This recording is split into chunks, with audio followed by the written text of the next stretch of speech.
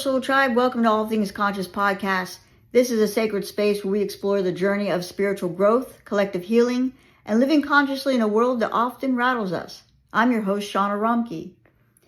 Today we're going to delve into the profound and urgent topic, navigating the cycles of consciousness and toxic masculinity in a divided America. Now, I know a lot of people would like to keep spiritualism and politics separate, but how can you in the world today when so many people are being harmed?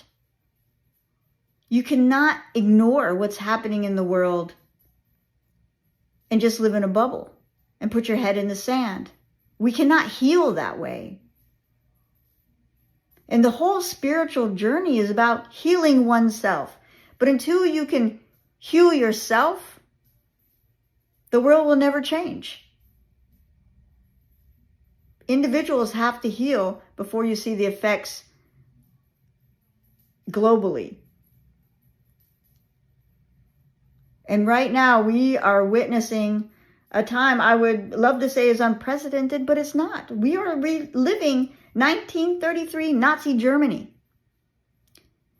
This administration is using the same playbook as Adolf Hitler. Project 2025 parallels Hitler's manifesto, Mein Kampf, because it was created by white nationalists. You would think that in 2025 we'd be progressing in a time, but we can't move forward until we heal the wounds of the past that are still festering. It's essential to understand the roots of these struggles, deep wounds of inequality, injustice, and a resurgence of distorted masculine energies, while also recognizing the potential for awakening and transformation amid chaos. Now note, when I talk about masculinity, it is an energy. We hold both feminine and masculine energies within us, and they must be united in a union for us to grow. But that's a topic for another segment. Let's start by exploring what we mean by toxic masculinity and how it manifests in our society today. And if you really think about what you've learned about masculinity through society and television, how do these images influence your understanding of strength, emotion, and power? Toxic masculinity is often characterized by traits like dominance, suppression of emotion, and aggression. We're constantly told through life, little boys shouldn't cry. You got to be tough. Historically, these traits have been embedded in societal structures, sometimes glorified and even weaponized. When leaders embody these qualities using fear, division, and power to manipulate, we see a collective expression of distorted masculine energy. This energy, when left unchecked, fuels polarization, injustice, and even authoritarianism tendencies. Have you ever noticed how certain leadership styles or societal narratives perpetuate these traits? I do. I do in today's society. What's happening right now? It's a dangerous cycle because it threatens the very fabric of our democracy and human rights. But understand, this pattern is the first step towards breaking free from it. Because historically, societies go through cycles, periods of awakening and moments of regression. So we go forward, we step back. We go forward, we step back. And we see that in our own personal growth. You take 10 steps forward in healing, and then all of a sudden something sets you back 5 steps. Healing is like layers of an onion. You have to constantly peel away the layers to get to the core. And that's what we're doing now today. We have to go through this time to finally heal it. We are living through something that's already happened in history. So when you're sitting in the classroom thinking, how did they let this happen? Guess what?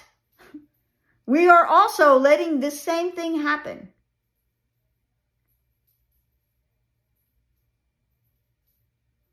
These moments of awareness can be fleeting. They're followed by cycles of complacency or relapse as fear and self-interest take hold. Many of us are familiar with this pattern, choosing leaders or systems that serve egoic needs rather than higher values. Here's a question for you. What are some ways we can stay conscious and committed to higher values during times of chaos and uncertainty? It's a reflection of our collective struggle, driven by fear, scarcity, and the need for self-preservation, perpetuating suffering and division. In these turbulent times, our spiritual journey is both a challenge and an opportunity. This is key to stay centered, discerning, and compassionate. Think about a time when you faced chaos or difficulty. How did your spiritual practices help you stay grounded? It doesn't mean bypassing pain or injustice. It means engaging actively with love and truth. It's about responding wisely rather than reactive impulsively. What practices or mindset shifts help you maintain inner strength in turbulent times? Spiritual awakening teaches us that true power comes from within. When we align with higher consciousness, we find resilience and clarity. When chaos surrounds us, it's a chance to deepen compassion, expand awareness, and embody resilience in our daily lives. A vital part of this awakening is our commitment to justice, fighting against systemic injustices, such as the unjust detention of undocumented immigrants. It is a spiritual act rooted in compassion, integrity, and interconnectedness. What social justice issues resonates most deeply with you right now? How can you take a stand or support positive change in this area? Resisting oppressive systems is not just activism. It's an act of love, a recognition that we are all part of a greater whole. Our efforts to expose and challenge injustice are essential steps in breaking cycles of oppression and fostering collective healing. You know, one side of the fence is at a lower vibration. The other side of the fence is wondering how they can make a change. But maintaining self-preservation.